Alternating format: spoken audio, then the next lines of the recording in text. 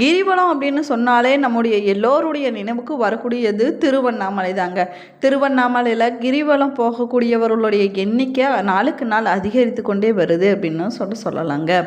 அத்தனை சிறப்புகள் வாய்ந்த திருவண்ணாமலையில் கிரிவலம் போவதனால அனைத்து விதமான பாவங்களும் குறைந்து புண்ணியமானது நமக்கு கிடைக்கும் அப்படின்னு சொல்லப்படுதுங்க. அது மட்டும் இல்லாமல் தெய்வ அருள் மட்டும் இல்லாமல் சித்த புருஷர்களுடைய அருளும் நமக்கு பரிபூர்ணமாக கிடைக்குங்க.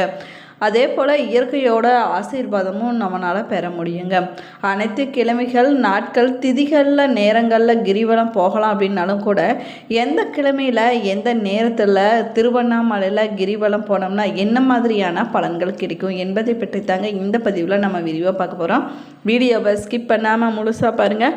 நம்ம சேனலை இப்போ தான் ஃபர்ஸ்ட் டைம் பார்த்துட்டு இருக்கிறீங்க அப்படின்னா நம்ம சேனலை சப்ஸ்கிரைப் பண்ணலன்னா சப்ஸ்கிரைப் பண்ணிக்கோங்க. கூடவே இருக்கிற பெல் ஐக்கனையும் ப்ரெஸ் பண்ணிக்கோங்க. உங்களுக்கு ஜோதிட ரீதியாக சந்தேகம் இருந்தாலும் சரிங்க, தனிப்படையாக ஜோதிடம் பார்க்க விரும்பினாலும் சரி, இந்த வீடியோவுக்கு கீழே டிஸ்கிரிப்ஷனில் வராகியம்மன் ஜோதிட நிலையத்தோட தொலைபேசி எண் கொடுத்துருக்குறேன். இந்த எண்ணுக்கு தொடர்பு கொண்டு பேசி பாருங்கள். உங்கள் பிரச்சனைகளுக்கு சரியான தீர்வு கிடைக்குங்க. வாங்க வீடியோக்குள்ளே போகலாம். உங்களுக்கு சிவபெருமான் பிடிக்கும் அப்படின்னா தென்னாட்டுடைய சிவனை போற்று, எந்நாட்டவருக்கு இறைவா போற்று என்ற வாசகத்தை மறக்காமல் கமெண்ட் பாக்ஸில் 3 முறை பதிவிடுங்க. கிரிவலம் அப்படின்னாவே நம்முடைய எல்லோருடைய நினைவுக்கு வரக்கூடியது திருவண்ணாமலை தாங்க. திருவண்ணாமலை கிரிவலத்தை நிறைய பேர் பார்த்திங்கன்னா கடைப்பிடிச்சிட்டு வராங்க. திருவண்ணாமலையில் கிரிவலம் அப்படிங்கிறது அருணாச்சல கிரிவலம் அப்படின்னும் சொல்லுவாங்க. ஆனால் எந்த வகை மலையானாலுமே நம்ம கிரிவலம் செல்ல வேணுங்க. திருவண்ணாமலையில் கிரிவலம் வந்தால் முழு பலனையும் மலையே வளம் வந்தாலும் பெற முடியும் அப்படின்னும் சொல்லப்படுதுங்க. திருவண்ணாமலை தவிர பழனி, திருப்பரங்குன்றம், திண்டுக்கல், ரத்னகிரி, சோளிங்கர், வள்ளிமலை, பர்வதமலை, சென்னிமலை, திருமயம் என இப்படி மலைகள் இருக்கக்கூடிய பல இடங்களில் கிரிவலம் போவது வழக்கமாக இருந்து வருதுங்க. எங்கெல்லாம் மலை இருக்குதோ, மலை மீது ஆலயம் இருக்கிறதோ அதை முழுவதுமாக வலம் வந்தால் மலை மீது இருக்கக்கூடிய தெய்வத்தை நம்ம வழிபட்டோம் அப்படின்னா கிரிவலம் சென்றதுக்கான முழு பலனையும் நம்மளால் பெற முடியும் அப்படின்னு சொல்லப்படுதுங்க. கிரிவலம் போகும்போது பக்தி பாடல்கள் நம்ம கேட்டுக்கொண்டே போக வேணுங்க. நமக்கு அந்த பாடல்கள் தெரியும் அப்படின்னா பாடிக்கொண்டே கூட போகலாங்க. எதுவுமே தெரியாது அப்படின்னா இறைவனுடைய நாமங்களை மட்டுமே நம்ம சொல்லி கொண்டு போக வேணுங்க. சிவாலயம் போனோம் அப்படின்னா சிவாய நம, ஓம் நமச்சிவாய என்ற நம்ம உச்சரித்து கொண்டே கிரிவலம் போக வேணுங்க. முருகன் கோவிலுக்கு போனோம்னா ஓம் சரவண பவா என்றும், அம்பாள் கோவிலுக்கு போனோம் அப்படின்னா ஓம் சக்தி பராசக்தி என்ற மந்திரத்தை நம்ம சொல்லிக்கொண்டே கிரிவலம் செல்வது நமக்கு நன்மையை கொடுக்குங்க. கிரிவலம் செல்வதனால பாவ வினைகள் அனைத்துமே குறைந்து நமக்கு புண்ணியமானது கிடைக்குங்க. அது மட்டும் இல்லாமல் தெய்வத்தினுடைய அருளானது நமக்கு பரிபூர்ணமாக கிடைக்கும் அப்படின்னு சொல்லப்படுது.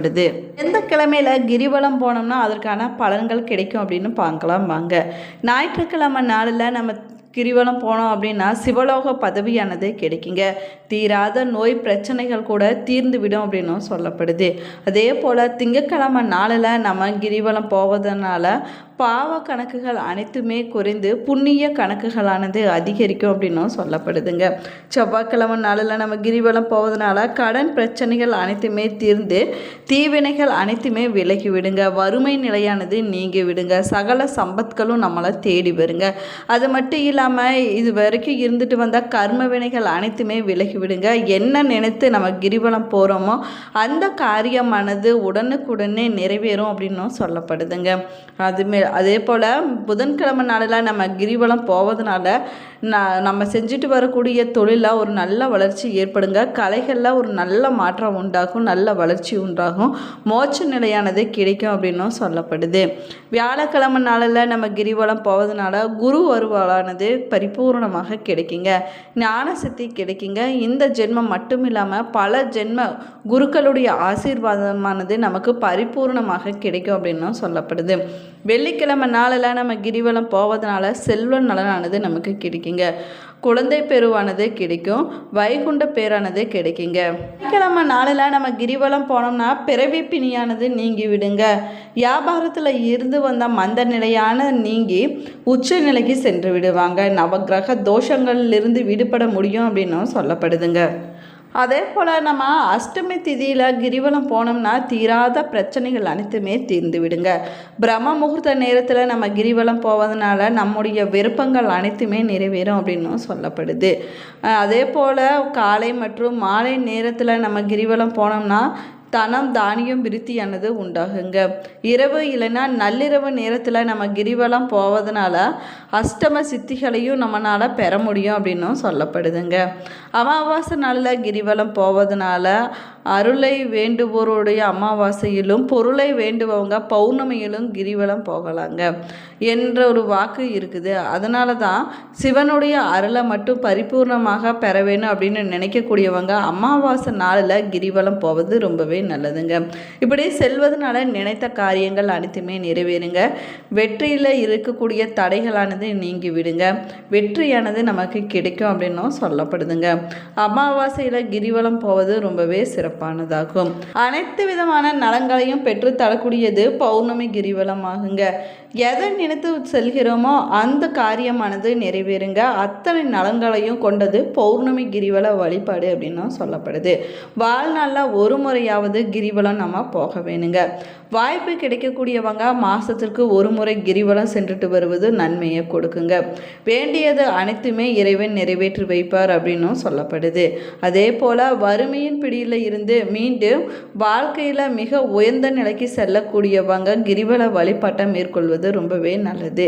ஞானம், செல்வம், வாழ்க்கை என அனைத்திலையும் உயர்ந்த நிலையை அடைய கிரிவலம் போவது நன்மையை கொடுக்குங்க. அனைத்து விதமான பிரச்சனைகளையும் தீர்க்கக்கூடிய அற்புத சக்தியாக சொல்லக்கூடியது கிரிவல வழிபாடு தாங்க. திருவண்ணாமலையில் சில குறிப்பிட்ட மாத நாட்களில் கிரிவலம் போவது பல மடங்கு அதிகமான புண்ணிய பலன்களை பெற்றுக் கொடுக்குங்க. அப்படியே சிறப்பான நாள் தாங்க மார்கழி மாதத்தில் வரக்கூடிய பௌர்ணமி நாளாகும். இந்த நாளில் திருவண்ணாமலையில் கிரிவலம் போவது ரொம்பவே சிறப்பு வாய்ந்ததாகும்.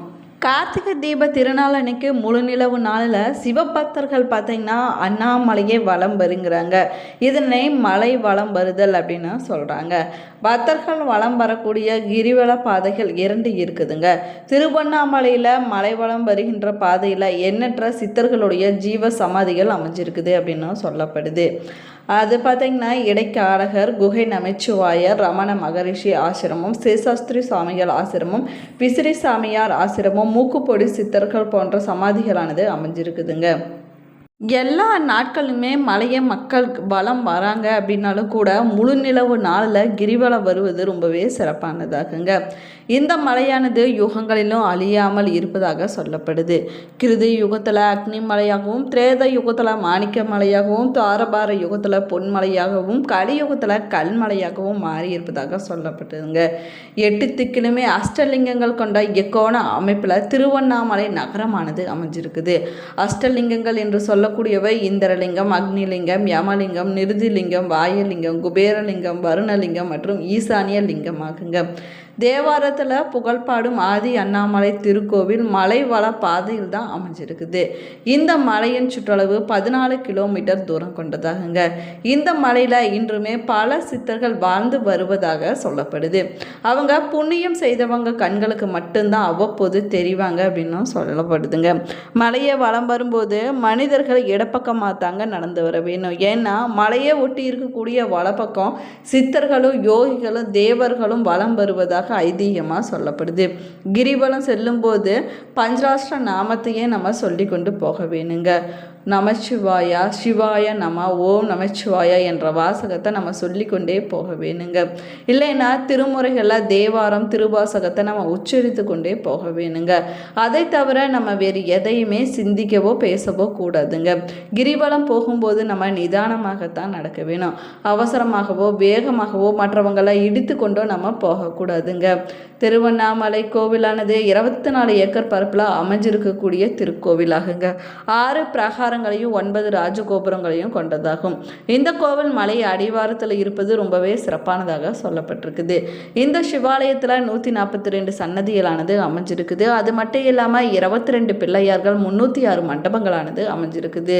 அதே போல 1000 தூண்களை கொண்ட 1000 மண்டபம், அதற்கு பக்கத்தில் பாதாள லிங்கமானது அமைஞ்சிருக்குது. 43 செப்பு சிலைகள், கல்யாண மண்டபம், அண்ணாமலையார் பாத மண்டபம் போன்றவை அமைஞ்சிருக்குதுங்க. அண்ணாமலையார் கோவிலில் 9 கோபுரங்களானது அமைஞ்சிருக்குது. அவைகள் பார்த்தீங்கன்னா ராஜகோபுரம், பேர்கோபுரம், அம்மணியம்மாள் கோபுரம், திருமஞ்சன கோபுரம், கிளி கோபுரம், பல்லாள மகாராஜா கோபுரம் போன்றவைகள் குறிப்பிடத்தக்கவையாகுங்க. இதில் கிழக்க இருக்கக்கூடிய ராஜகோபுரம் இந்தியாவில் 3வது மிகப்பெரிய கோபுரமாகுங்க. அது மட்டும் இல்லாமல் தமிழகத்தில் ஸ்ரீரங்கத்துக்கு அடுத்து மிகப்பெரிய கோபுரம் இந்த கோபுரம் தாங்க. இதனுடைய உயரம் 217 அடி உயரமாகும். மேலுமே தெற்கு கட்டை கோபுரம், வடக்கு கட்டை கோபுரம், மேற்கு கட்டை கோபுரங்கள் போன்றவை அமைஞ்சிருக்குது. இந்த பதிவு உங்களுக்கு பயனுள்ள தகவல்களை கொடுத்துருக்குன்னு நினைக்கிறேன். Thank you friends.